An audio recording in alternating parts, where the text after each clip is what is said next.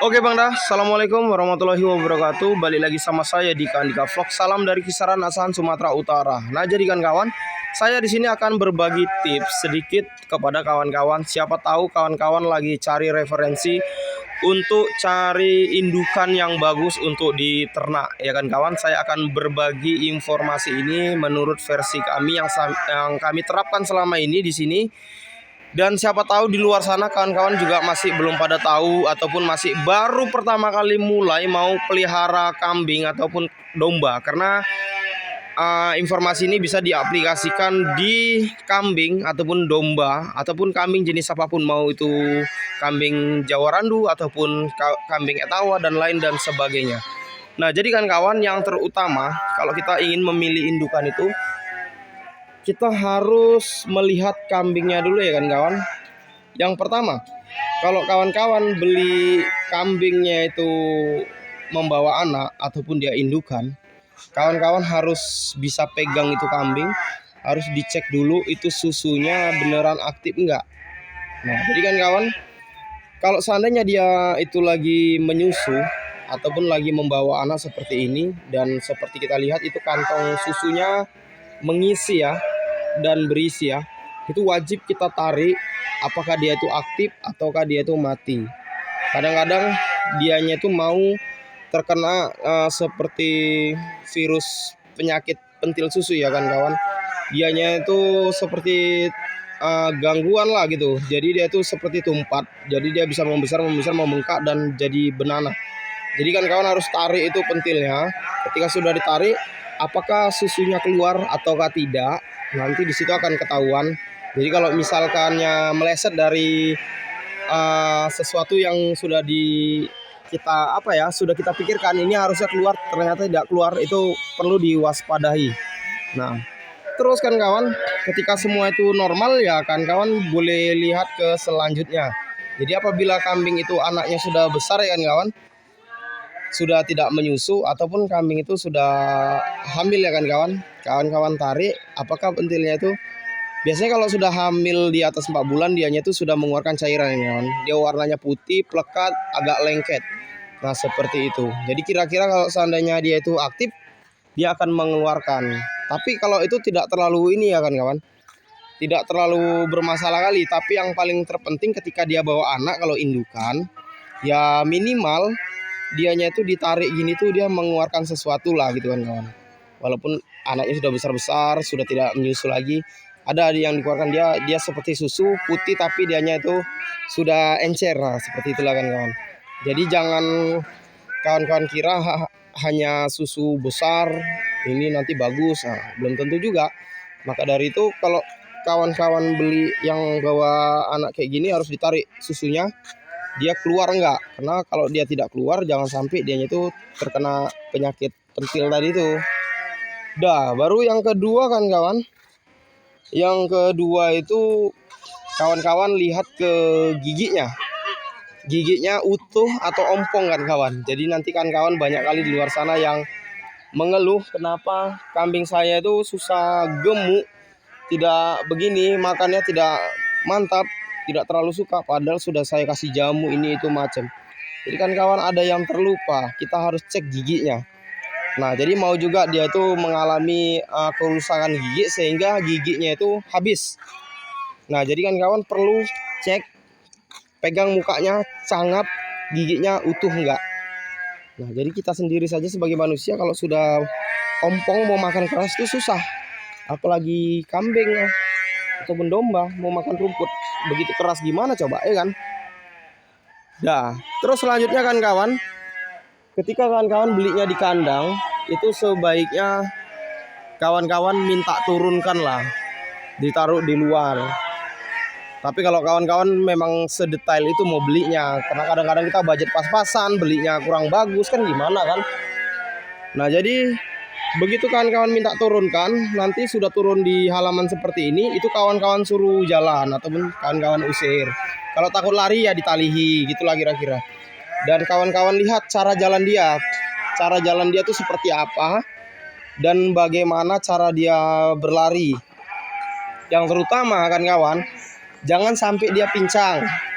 Kalaupun dia pincang, pincangnya itu kenapa kan gitu sih. Jangan sampai nanti kawan-kawan beli sehat hanya ada indikasi pincang, begitu sama kawan-kawan terus dianya itu tidak mau makan, tidak mau ini tuh macam, nggak taunya rusaknya di kawan-kawan, kan bahaya, tekor kan kawan kan.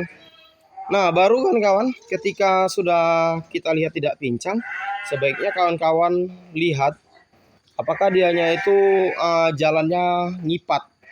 Kalau saya bilang ngipat itu antara kaki kanan dan kaki kiri dia bertemu kan kawan. Jadi dia kalau jalan itu dia tuh saling bergesekan. Kaki kanan menggesek kaki kiri menggesek kaki kanan. Nah seperti itu kalau bisa ya. Kadang-kadang ada yang bawaan lahir, tapi kalau bisa ya kalau kita mau bagus beternaknya, kok bisa hindarilah yang seperti itu. Nah kalau bisa hindarilah yang seperti itu ya kan kawan. Jadi kan kawan, saya mau kasih tips lagi. Apabila kawan-kawan yang masih beternak awal kali, masih pemula banget, belum begitu dalam di dunia ternak hewan gini kan, kambing ataupun domba. Kalau kawan-kawan ingin membeli, itu sebaiknya kalau menurut saya itu sebaiknya beli saja indukan yang sudah membawa anak. Ya begitu aja kan kawan. Jadi kita bisa lihat performa indukannya seperti apa dan anaknya itu seperti apa progresnya. Dan yang kita khawatirkan ketika kita membeli indukan hanya memikirkan bunting atau kan memiliki uang, kita memilih hanya untuk membeli diri-diri saja, terus dia itu sudah bunting memang, terus kita menggugah hawa nafsu kita agar supaya membeli yang bunting-bunting kan nggak lama lagi beranak gitu kan kawan. Tapi takutnya dianya itu apa ya, indukannya tidak sayang dengan anak. Jadi banyak sekali ini problem yang terjadi seperti itu ya kan kawan. Ketika dia lahir, anakannya bukan tidak mau menyusu, cuman indukannya itu jahat, tidak mau menyusui anakannya. Ada lagi yang air susu tidak keluar, ada lagi yang begini begitu macam lain dan sebagainya. Itu kalau dere apalagi induk, tapi daripada kebanyakan biasanya jarang sekali sih kalau indukan seperti itu. Itu kebanyakan dere yang seperti itu. Karena kita harus belajar lagi, kita buat tata ulang lagi ya biar supaya dianya itu tahu tahapan-tahapan kalau sudah lahirkan itu seperti apa kan gitu. Tapi kalau dia indukan tuh jarang sekali. Kalaupun ada itu berarti indukan yang benar-benar nggak bagus, yang layaknya itu dipotong bukan dijadikan indukan ya. Biasanya kayak gitu. Kita kalau ada indukan seperti itu kita langsung jual daging aja, nggak usah dibuat hamil lagi. Karena nanti kalau kayak gitu udah susah. Biasanya domba kambing ini dia punya sifat yang kalau sudah begitu ya begitu gitu loh. Susah dia. Beda kalau lembu dia lebih mudah. Kalau pertama lahir dia nggak sayang anak, bisa jadi sayang anak. Itu kok domba kambing biasanya begitu kan kawan. Yang ditakutkan kan udah uang. Kita bilang bahasa kita ini mung-mungan nih. Malah kambingnya begini kan gitu sih. Jadi kenapa saya arahkan ke kambing yang sudah bawa anak, jadi lebih sedikit tingkat resikonya. Kita sudah tahu bentuk anaknya seperti apa, kita sudah tahu bentuk induknya seperti apa ketika memiliki anak. Dan kita juga sudah tahu susu induknya itu bagus. Dan sudah tahu juga induknya sayang dengan anak, anaknya juga bagus-bagus dan cantik. Nah, untuk seperti itulah kawan-kawan. Sambil beriring jalannya waktu, kawan-kawan semakin paham. Mungkin kawan-kawan lebih jauh lagi berenangnya, lebih dalam lagi nyelamnya. Mungkin kawan-kawan sudah tahu lah, bahkan sampai kambing yang sakit pun kawan-kawan berani beli untuk kawan-kawan rawat biar supaya lebih menguntungkan. Karena kalau kambing sakit kan lebih murah kan kawan. Kalau indukan seperti ini kalau sakit Allah paling harganya cuma 500.000. Itu pun kalau sampai. Kalau tidak dijadikan daging dia. Kalau kawan-kawan bisa mengobatinya, bisa merawatnya, bisa berharga jadi 2,5 juta 3 jutaan kan indukannya. Apalagi kalau bawa anak kayak gini, udahlah harganya ini ya. Ini kayak gini mau 4,5 juta ke 5 juta.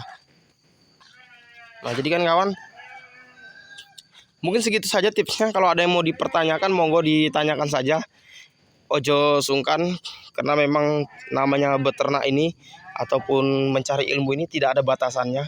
Di atas ilmu ada ilmu, di atas kepandian ada kepandian lainnya. Karena memang semuanya dari pengalaman ya, bukan hanya teori. Karena kadang-kadang teori tidak sebanding dengan pengalaman.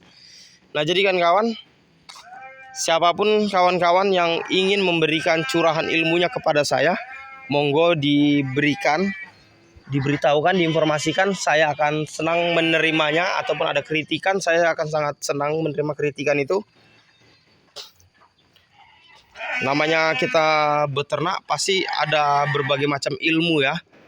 Ya pasti ada berbagai macam teknik dan cara untuk beternak. Jadi masing-masing pasti ada dari kawan-kawan itu memiliki kelebihan yang saya tidak tahu, dan pasti itu sangat berguna kalau kawan-kawan beritahu ke saya akan aplikasikan juga. Itu akan sangat berguna pastinya. Oke kan kawan, mungkin segitu saja.